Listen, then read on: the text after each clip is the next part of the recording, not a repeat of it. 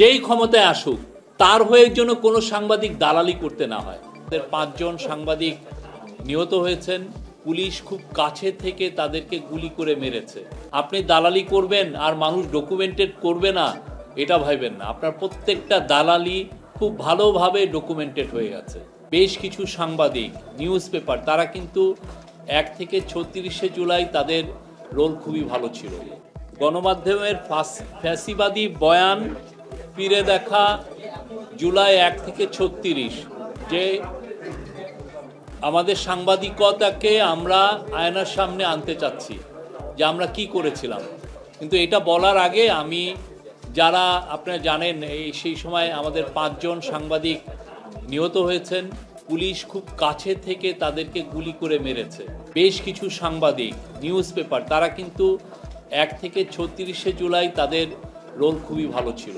এটা অসহনীয় একটা পরিবেশে তারা থেকে 15 বছরের যে হাসিনা শাহির যে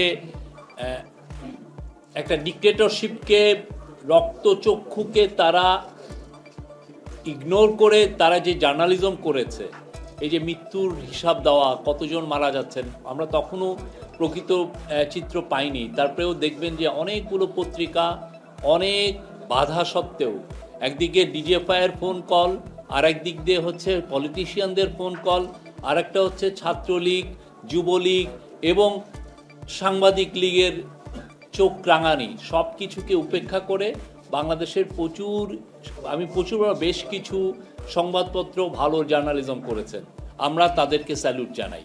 আমাদের অনেক সাংবাদিক আহত হয়েছেন, অনেক সাংবাদিক এখনও ট্রমাটাইজ। তারা যেই সমস্ত ভয়াবহ দৃশ্য দেখেছেন, পুলিশের যে ব্রুটালিটি দেখেছেন, তার থেকে তারা আসলে এখান থেকে মুক্ত হওয়া, এই সিন থেকে, এটা আমার মনে হয় সময় সাপেক্ষ ব্যাপার।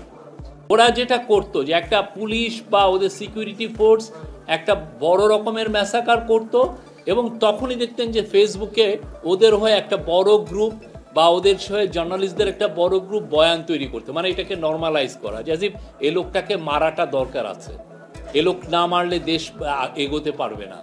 এই যে একটা বয়ান তৈরি করা, এটার জন্য বয়ান কারা করেছে? সাংবাদিকতার একটা বড় জিনিস হচ্ছে আপনি কি রোল প্লে করেন, সেটা কিন্তু সবাই ডকুমেন্টেড করে ফেলে।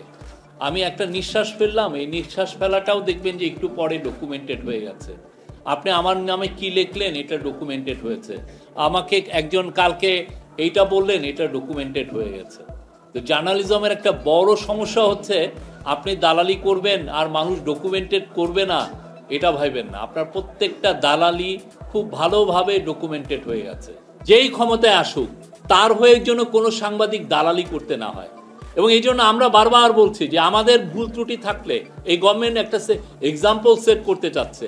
আপনি আমার মিস্টেক থাকলে, আমার ভুল ত্রুটি থাকলে, আমার অন্যায় থাকলে আপনি জোর গলায় বলেন, জোর কলমে লেখে, আমাদেরকে দেখিয়ে দেন যে না আপনার এইখানে ভুল হচ্ছে।